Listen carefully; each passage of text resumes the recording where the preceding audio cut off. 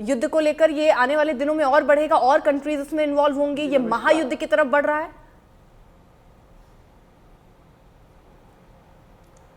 देखो, जो सितारे हैं ना, कहते हैं कि जब एक ही 15 दिन के अंदर 2 ग्रहण फॉल करते हैं, जैसे 14 अक्टूबर को ग्रहण, सूर्य ग्रहण आया, अभी उसके बाद 28-29 की रात को चंद्र ग्रहण आ गया, तो 15 दिन का गैप।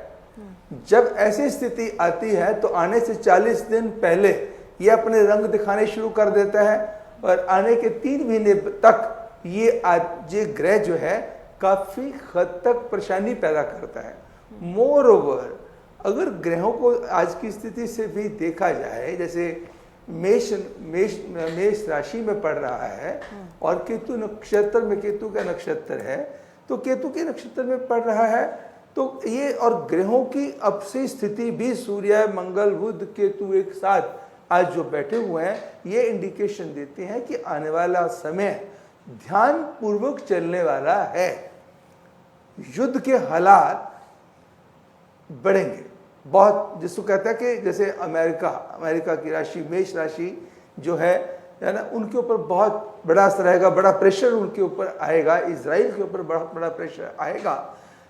बेशक इनकी पोजीशन अपर साइड पे ही जाएगी, बीच में हालात बिगड़ेंगे। ये ग्रहण, क्योंकि 2 ग्रहणों का मैंने वर्णन किया है, एक सूर्य ग्रहण कुछ दिन पहले होके हटा है और उसी 15 दिन के अंदर चंद्र ग्रहण आ गया, और ये अशांति देश और दुनिया में ना दे, ऐसा होता नहीं है। इसलिए जो गल्फ कंट्रीज हैं उनके ऊपर, जो मुस्लिम कंट्रीज हैं उनके ऊपर बहुत अटैक आएगा, बहुत सारे लोग इकट्ठे हो जाएंगे, इजराइल को दबाने की कोशिश करेंगे, बीच में एक समझौते की नौबत भी आएगी, मगर समझौता होने के बाद भी समझौता नहीं होगा। इस बात में मैं क्लियरली बताना चाहता हूँ। एक दफा मेरी, जिसको कहता है कि लगेगा कि भी समझौता, जैसे कुछ बंधकों को छुड़वाने के लिए ऐसा हो गया, बट अल्टीमेटली लड़ाई लंबी चलेगी। ऐसे ग्रहण है, ऐसा ग्रह है। ठीक है पंडित अजय भांबी जी, और कोई चीज ये अगर हम अभी की परिस्थितियां देखें, मैं जरा पंडित प्रेम शर्मा जी का भी रुख करना चाहूंगी। सर, आपको भारत के लिहाज से क्या लग रहा है?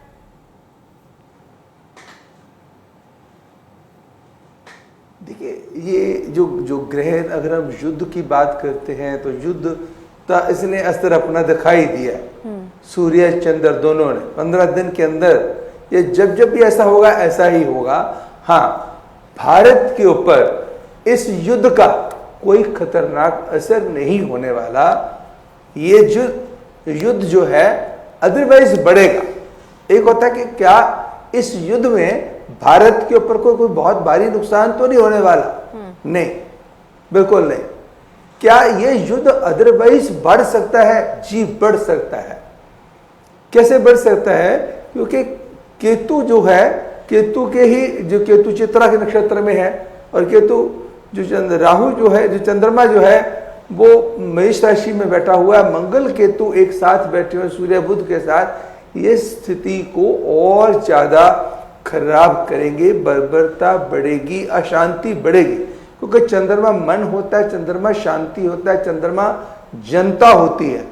जनता इसमें पिसेगी, लेकिन हिंदुस्तान की पिसेगी ये मैंने नहीं कहा है, क्योंकि ये ग्रहण है, क्योंकि जो देश है ये देवी देवताओं का है, और यहाँ के एडमिनिस्ट्रेटर्स, यहाँ के पीएम, यहाँ का पूरी सरकार, वो पूरे धार्मिक आस्था वाले जो लोग हैं। तो कहने का मतलब हिंदुस्तान के ऊपर जो इसका असली प्रभाव है वो बहुत नेगेटिव नहीं जाने वाला, क्योंकि हालांकि गुरु चंद्र का कॉम्बिनेशन बढ़िया है, मगर क्योंकि राहु बैठा है, अशांति, चाहे वो हिंदुस्तान के अंदर अपोजिशन के कारण हो या किसी अन्य कारण से हो, किसी नेता की हेल्थ बहुत बुरी तरह से बिगड़ जाए, किसी देश का कोई बहुत बड़ा नेता इन आने वाले 3 महीनों में किसी की हेल्थ के ऊपर बहुत भारी कष्ट आ जाए, किसी अभिनेता पे बहुत भारी कष्ट आ जाए, किसी की बुरी खबर सुनने को मिल जाए। लेकिन अदरवाइज, जैसे आपने इंडिया के बारे में पूछा, इस ग्रहण के कारण इंडिया की कोई इकोनॉमिक ग्रोथ रुक जाएगी, ऐसा नहीं है। इंडिया प्रगति के दौर पे चल रहा है और प्रगति के दौर पे चलता जाएगा, क्योंकि जो शनि की पोजीशन जो भी चल रही है और जो अभी की जो केतु का जो प्रभाव है, इसने फरवरी 2024 तक काफी प्रभाव बना के रखना है, जिसमें से 18 नवंबर तक काफी टेंशन वाला समय है। बहुत केयरफुली चलते हुए, मैंने पहले भी बताया था कि बीच में हल्का सा दौर ऐसा लगेगा शांति वाला, लेकिन ठीक है, ऐसा होगा नहीं। ठीक है अजय बांबी जी, क्योंकि बीच में शांति वार्ता बहुत सारी चीजें इस युद्ध में घट रही हैं, इसलिए बहुत सारी संभावनाओं पर इंसान बात कर रहा है कि क्या आगे आने वाले दिनों में होंगी। एस्ट्रो तक ऐप पर आपको मिलेगा भविष्य से जुड़े हर सवाल का जवाब। डाउनलोड कीजिए एस्ट्रो तक ऐप और चुटकी में जुड़िए इंडिया के बेस्ट एस्ट्रोलॉजर से।